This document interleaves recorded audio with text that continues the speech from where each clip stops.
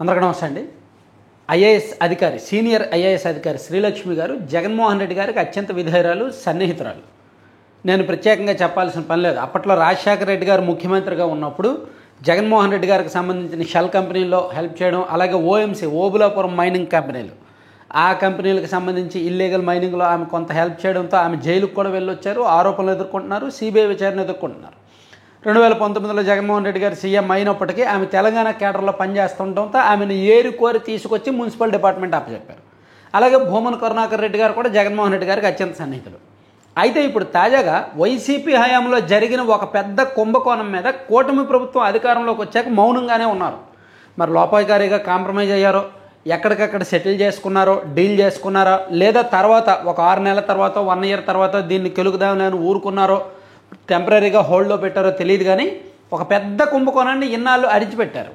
కానీ ఎందుకో వైసీపీలోనే ఇద్దరు దెబ్బలాడుకొని, వైసీపీలోనే ఉన్న ఒక అంతర్గత విభేదాల కారణంగానో, లేదంటే వాటాల్లో తేడా వచ్చో కానీ ఇప్పుడు ఆ స్కామ్ను వాళ్ళకు వాళ్ళే బయటపెడుతున్నారు. ప్రభుత్వ సమర్థతకు పరీక్ష, లేకపోతే ప్రభుత్వం మీద అనుమానాలు వస్తాయి. భూమన కరుణాకర్ రెడ్డి గారు తాజాగా మొన్న ఒక వీడియో రిలీజ్ చేసి ఏమన్నారు, టీడీఆర్ స్కామ్ తిరుపతిలో జరిగింది. సో అందులో ఐఏఎస్ అధికారి శ్రీలక్ష్మి అంటే ఒక ఐఏఎస్ అధికారి కీలక పాత్ర పోషించారు. ఆమె తాటకి, లంకిని అని అన్ని పేర్లు పెడుతూ ఆమె కట్టుకునే చీర 1,50,000 ఉంటుంది. ఆమె పెట్టుకునే విగ్గులు, ఆమెకు దగ్గర 11 విగ్గులు ఉన్నాయి, మొత్తం 50 లక్షల విగ్గులు ఖరీదు అని చెప్పి ఇష్టం వచ్చినట్టు మాట్లాడారు.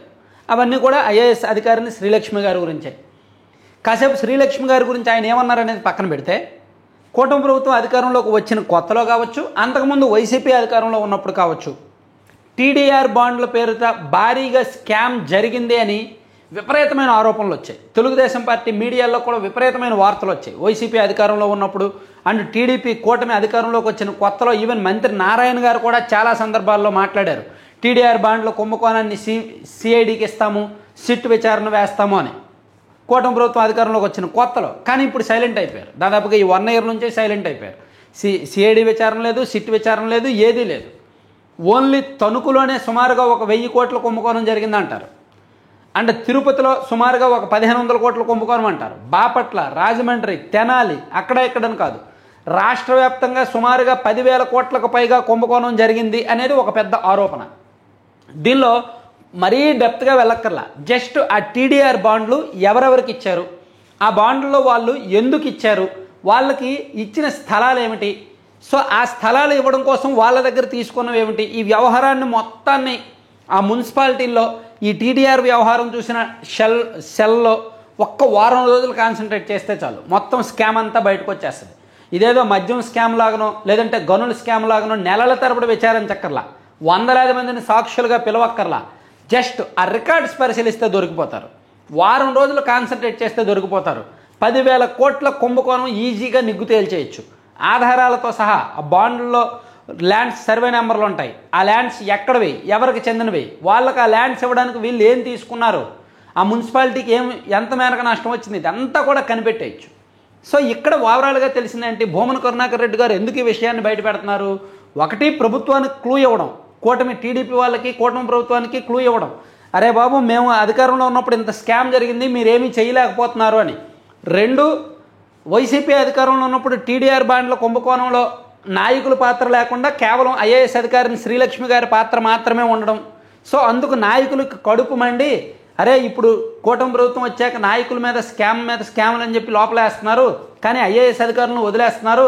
మరి అప్పట్లో టీడీఆర్ స్కామ్ చాలా పెద్ద జరిగింది కదా, మాకు రూపాయి కూడా ఇవ్వకుండా మొత్తం ఆమె లబ్ధి పొందారు, జగన్మోహన్ రెడ్డి గారి ఆశీస్సులు చూసుకొని మరి ఆమెకు శిక్ష పడాలి కదా అనే కడుపు మంటతో కావచ్చు. సొంత పార్టీ అయినప్పటికీ, సొంత పార్టీ అధినేతకు వేరే విధేయురాలు అయినప్పటికీ మేబీ భూమన కరుణాకర్ రెడ్డి లాంటి వాళ్ళకి ఆ కడుపు మంట ఉందేమో, అందుకే బయట పెట్టారేమో.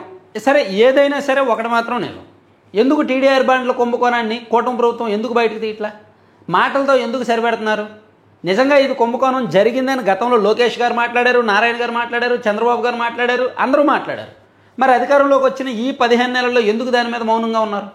వైసీపీ వాళ్ళే స్కామ్ చేసి వైసీపీ వాళ్ళే దాన్ని బయట పెట్టారు అంటే తెలుగుదేశం పార్టీకి సవాలా కాదా?